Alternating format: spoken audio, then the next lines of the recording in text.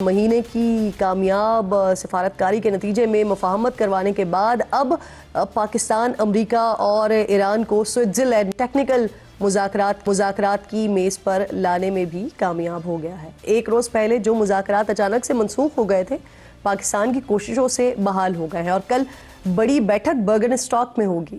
وزارت خارجہ کے مطابق اسلام آباد مفاہمتی یادداشت کے تحت ایران اور امریکہ کے درمیان ٹیکنیکل سطح کے مذاکرات کل 21 جون کو سوئٹزرلینڈ کے شہر برگن اسٹاک میں پاکستان اور قطر کی ثالثی میں ہوں گے۔ اب اطلاعات یہ آ رہی ہیں کہ وزیر اعظم شہباز شریف اور فیلڈ مارشل بھی آج رات مذاکرات میں شرکت کے لیے روانہ ہوں گے۔ امریکی نائب صدر جے ڈی وینس نے بھی فاکس نیوز کو انٹرویو دیا اور انہوں نے بتایا کہ وہ جلد سوئٹزرلینڈ روانہ ہو رہے ہیں۔ ساتھ ہی انہوں نے جیرڈ کشنر اور اسٹیو وٹکاف کے سوئٹزرلینڈ میں موجودگی کی تصدیق بھی کی ہے۔ ایرانی میڈیا کے مطابق ایرانی اسپیکر باقر کالیباف، وزیر خارجہ عباس عراقچی، اسماعیل بقائی سمیت دیگر آفیشلز پر مشتمل وفد سوئٹزرلینڈ روانہ ہو گیا ہے۔ اس تمام پیش رفت کی ابتدا آج وزیر داخلہ محسن نقوی کے اچانک ایران پہنچنے کے ساتھ ہوئی، جہاں انہوں نے ایرانی وزیر خارجہ عباس عراقچی اور دیگر ایرانی حکام سے ملاقاتیں کی ہیں۔ وزارت داخلہ کا اعلامیہ آیا، اس کے مطابق ملاقات میں پاک ایران تعلقات اور امریکہ کے ساتھ جنگ بندی کے معاہدے کے بعد خطے کی موجودہ صورتحال پر بات چیت ہوئی ہے۔ عالمی میڈیا اس حوالے سے کہہ رہا ہے کہ اس ملاقات میں سوئٹزرلینڈ میں امریکہ کے ساتھ مذاکرات کی بحالی پر بھی بات چیت ہوئی ہے۔ ایرانی وزارت خارجہ کے ترجمان اسماعیل بقائی نے بھی تصدیق کی ہے کہ وزیر داخلہ محسن نقوی کا دورہ ایران امریکہ مذاکرات کے حوالے سے پاکستان کی کوششوں کا ایک تسلسل ہے۔ انٹرنیشنل میڈیا مزید یہ بھی رپورٹ کر رہا ہے کہ امریکی صدر کے نمائندہ خصوصی اسٹیو وٹکاف اور صدر ٹرمپ کے داماد جیرڈ کشنر برگن اسٹاک مذاکرات کا حصہ ہوں گے، جہاں ان کی ایرانی وزیر خارجہ عباس عراقچی کی سربراہی میں ایرانی وفد کے ساتھ مفاہمت نامے پر عمل درآمد کے لیے اقدامات پر بات چیت ہوگی۔ سوئس حکام کسی بھی ملک کا نام لیے بغیر یہ بتا رہے ہیں کہ مختلف ممالک کے سفارتکار اس وقت برگن اسٹاک میں موجود ہیں اور امریکہ ایران مفاہمتی یادداشت پر عمل درآمد کے حوالے سے بات چیت کر رہے ہیں۔ سوئس حکام کے ہی بقول اس سے زیادہ تفصیل وہ رازداری کی وجہ سے شیئر نہیں کر سکتے۔ البتہ سوئس دفتر خارجہ نے واضح کیا ہے کہ سوئٹزرلینڈ امریکہ اور ایران کے درمیان طے پانے والی مفاہمتی یادداشت پر عمل درآمد کے لیے پرسکون اور قابل اعتماد مقام فراہم کرنے کے لیے تعاون جاری رکھے ہوئے ہے۔ بی بی سی اردو کے مطابق سوئٹزرلینڈ کے شہر برگن اسٹاک میں آج میڈیا نمائندگان کی تعداد بھی زیادہ ہے اور امریکی صحافیوں کی تعداد میں بھی اضافہ دیکھنے میں آیا ہے۔ اس اہم پیش رفت کے دوران ناظرین، ایران کے خاتم الانبیاء ہیڈ کوارٹر کی جانب سے لبنان میں جنگ بندی کی خلاف ورزیوں پر آبنائے ہرمز بند کرنے کا اعلان سامنے آ رہا ہے۔ ایرانی خاتم الانبیاء ہیڈ کوارٹر کے بیان کے مطابق امریکہ کی وعدہ خلافی اور جنگ کے خاتمے کے معاہدے کے پہلے پیراگراف پر عمل نہ کرنے کے باعث اسٹریٹ آف ہرمز کو ایک بار پھر جہازوں کی آمد و رفت کے لیے بند کر دیا جائے گا۔ عرب میڈیا کے مطابق پاسداران انقلاب کی نیوی نے جہازوں کو خبردار کیا ہے کہ آبنائے ہرمز کا رخ نہ کریں۔ دوسری طرف امریکی سینٹرل کمانڈ کا کہنا ہے کہ آبنائے ہرمز میں تجارتی جہازوں کی آمد و رفت میں آج اضافہ ہوا ہے اور آبی گزرگاہ کا محفوظ راستہ اب بھی برقرار ہے۔ نائب امریکی صدر جے ڈی وینس کہہ رہے ہیں کہ ایران کی جانب سے اسٹریٹ آف ہرمز دوبارہ بند کرنے کے شواہد نہیں ملے ہیں اور آبنائے ہرمز پوری طرح کھلی ہوئی ہے۔ اب سے کچھ دیر پہلے اسرائیلی وزیر اعظم کے اپنی فوج کو لبنان میں حملے کی فوری بند کرنے کی ہدایت کی خبر بھی سامنے آ رہی تھی، میڈیا پر آ رہی تھی۔ ایک روز قبل سوئٹزرلینڈ میٹنگ کینسل ہونے کے بعد امریکی صدر نے ایران کو خبردار کرتے ہوئے کہا تھا کہ ایران کے پاس معاہدے کے لیے 60 دن کی مہلت ہے، ورنہ ایسے اقدامات کریں گے جو ایران کو پسند نہیں آئیں گے۔ امریکی صدر نے ایران جنگ کے مسئلے پر فریق نہ بننے پر چین کا شکریہ ادا کرتے ہوئے کہا تھا کہ ممکن ہے وہ اس سال ایک اور دورہ چین کریں۔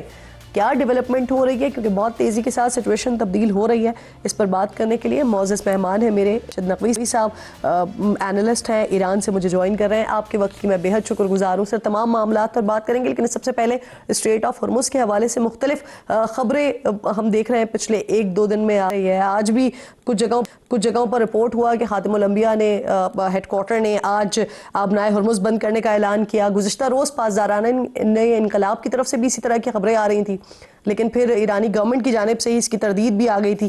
تو سر، کیا اسٹریٹ آف ہرمز کی بندش اور اسے کھلا رکھنے کے معاملے پر کیا ایران کے اندر اختلاف ہے سر؟ جی بسم اللہ الرحمن الرحیم. دیکھیں آپ ابنائے ہرمز کی بندش کے عنوان سے جو سوال کیا ہے تو قوم کا ایک بیان یہاں کی میڈیا میں تھا کہ امریکہ نے سمندری ناکہ بندی ختم کر دی ہے.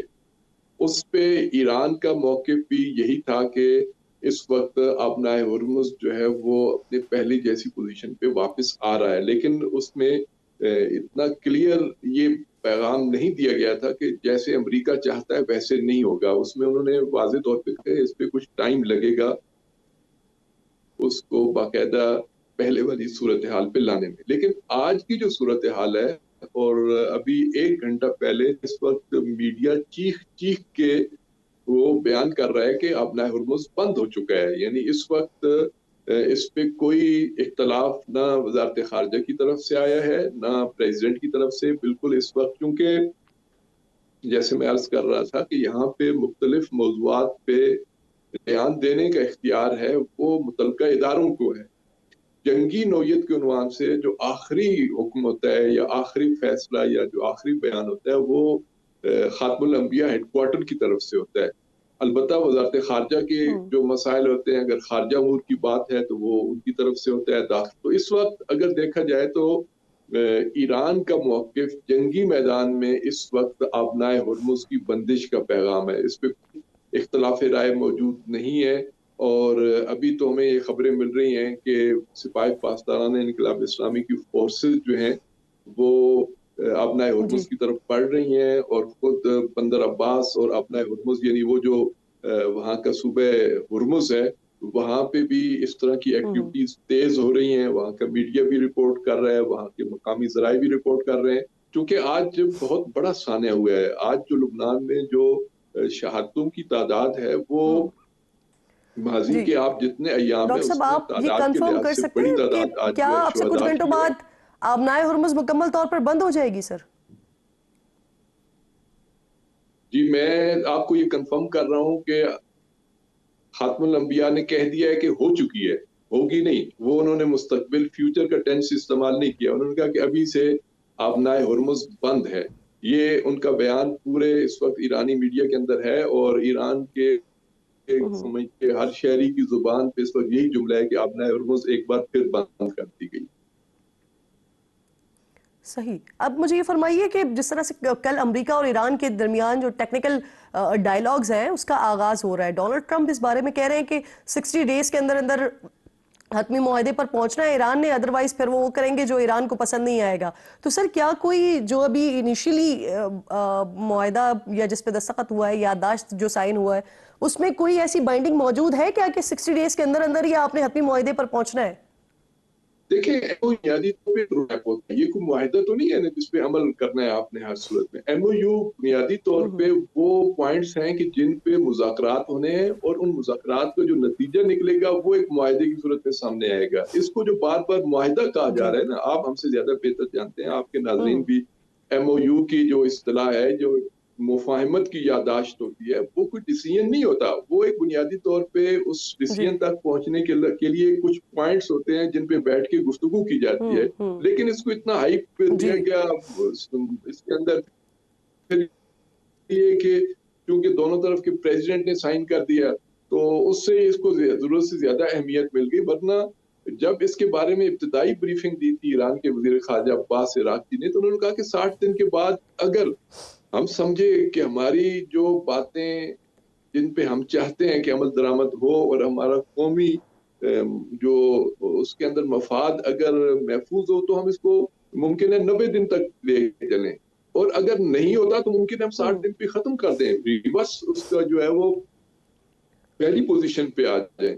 لہذا اس کو جس انداز سے ایم او یو کو پیش کیا جا رہا ہے ایسا نہیں ہے. اور مجھے نہیں لگتا کہ ایران کے اندر اس وقت جو جذباتی کیفیت ہے، آپ بھی جانتے ہیں کہ اس وقت محرم الحرام ہے، عوام پہلے ہی روڈ پہ تھے، چوکوں پہ تھے. اب تو وہ اگر پہلے ہزاروں میں تھے تو اب وہ لاکھوں میں آ چکے ہیں. پھر جذبہ بھی ہے، حسینیت کا جذبہ خود مقاومت کا ہے، استقامت کا ہے، ریزسٹنس کا ہے. تو اب میں سمجھتا ہوں کہ مذاکراتی ٹیم کے لیے بڑے مسائل پیدا ہو گئے ہیں. ابھی آپ جو کہہ رہے تھے کہ وہ روانہ ہو رہے ہیں یا روانہ ہو چکے ہیں تو اس پہ بڑی کنفیوژن ہوگی، کیونکہ جس تعداد میں लुबनान में शहीद हुए हैं और जितना उनके बारे में जोश व जज्बा ईरान के अंदर पाया जाता है, तो मुझे नहीं लगता कि ये कल के मुज़ाकरात किसी शुरू भी हो पाए। एग्जैक्टली सर, मेरा अगला सवाल यही था, क्योंकि अगर ये इत्तलात आ रही हैं राशिद साहब, अगर इत्तलात ये आ रही है कि अब्बास अरागची बशमूल दीगर के हमरा वफ्द रवाना हो गया है स्विट्जरलैंड के लिए, तो एक तरफ हम देख रहे हैं कि लेबनान में जब अटैक्स हो रहे हैं इसराइल के, तो यहाँ पर स्ट्रेट ऑफ हुर्मुज़ बंद की जा रही है, जबकि दूसरी तरफ अगर ये रवानगी हो गई है टेक्निकल डायलॉग्स के लिए, तो क्या कोई अंडरस्टैंडिंग वगैरह है इस दरमियान में जिसके बाद ये स्टेप लिया गया है? देखिए मैंने तो आपसे ये बात सुनी है, मैं एक लाइव प्रोग्राम में था और तकरीबन 45 मिनट पहले तक ईरानी मीडिया में किसी डेलीगेशन के जाने की खबर नहीं थी। तो ऐसा मैं ईरानी मीडिया के उन्वान से कह रहा हूँ, आपकी इंफॉर्मेशन होगी और यकीनन, लेकिन यहाँ पे पाकिस्तान के वज़ीर दाखिला की और फॉरेन मिनिस्टर ईरान की मुलाकात। सर मैं इंफॉर्मेशन कोट कर रही हूँ ईरानी वज़ारत ख़ारजा के तर्जुमान की। जी, वो मैं अभी अर्ज कर रहा हूँ ना कि उसको अभी देखें उसमें उन्होंने कौन सा किस अंदाज से वो बात की है, क्योंकि मेरी नजर से नहीं गुजरा, इसलिए मैं इस पे कोई राय नहीं दे रहा। जब मैं खुद देखूंगा तो मैं तो आपके कहने पे मान रहा हूँ कि आपने जो कहा है उसी पे है, लेकिन जिस अंदाज से अब नाए हुर्मुज़ की बंदिश का ऐलान आया है, ये दोनों आपस में थोड़ा सा तजाद नजर आता है कि ये दोनों कैसे मुमकिन है। रास्ता सिर्फ दरमियान में शायद ये निकाला हो कि ठीक है इस वक्त तो सूरत हाल, लेकिन हम इसके अंदर अंदर जब तक ये डेलीगेशन पहुंचेगा तो हम अमेरिका के जरिए से जंग रुकवा देंगे और लुबनान पे मजीद हमले नहीं होंगे। अगर तो पाकिस्तान ने या मोहसिन नकवी साहब ने यकीन दहानी करा दी है तो फिर तो आप समझें कि ये डेलीगेशन जाएगा, और अगर ये बगैर यकीन दहानी के जा रहा है तो मैं यहाँ पे आपको कह रहा हूँ कि रात के आज की इज्तिमात के अंदर इन मुज़ाकरातकारों के खिलाफ जो फिजा बनेंगी, इनका वापस आना मुश्किल हो जाएगा अगर ये जा चुके हैं, क्योंकि यहाँ का माहौल मैं देख रहा हूँ कि वो लुबनान पे कोई कंप्रोमाइज करने के लिए तैयार नहीं है। फिर खातमुल अंबिया ने जब ये कह दिया है कि पहली शिक पे ही अमल नहीं हो रहा, तो बाकियों के बारे में हम क्या जो है वो उम्मीद रख सकते हैं। दूसरी तरफ ये कि खुद जो रहबर इनकिलाब ने जिस अंदाज से प्रेसिडेंट को कहा कि आपने ये जिम्मेदारी ली है, मैं तो इसको कबूल ही नहीं कर रहा था। उनका जुमला है कि अलल असूल मैं इसको प्रिंसिपली नहीं मान रहा था इस मौजूदा सूरत को, लेकिन आप चूंकि इलेक्टेड प्रेसिडेंट हैं और साथ नेशनल सिक्योरिटी काउंसिल की तायीद हासिल है, मैं इसलिए इसको जो है वो कर रहा हूँ। इसीलिए कल का दिन थोड़ी सी खामोशी थी ईरानी अवाम के दरमियान कि चले रहबर ने कह दिया है तो हमें बर्दाश्त करना है, और अगर इसके बावजूद ये जो है सफर भी शुरू हो जाता है, हमले भी जारी रहते हैं, तो कराती टीम के लिए बहुत टफ टाइम होगा वो। जी बहुत बहुत शुक्रिया आपका डॉक्टर राशिद, प्रोग्राम में आप साथ मौजूद कर रहे थे। वाक़तन इस वक्त बड़ा क्रूशल टाइम है और लम्हा बड़ा इम्पॉर्टेंट है, जिसे देखना होगा कि आया ईरान की टीम जो है वो स्विट्ज़रलैंड जा रही है नहीं जा रही, वहाँ टेक्निकल सतह के मुज़ाकरात का आगाज़ होता है या नहीं होता, ये बड़ा इंपॉर्टेंट होगा।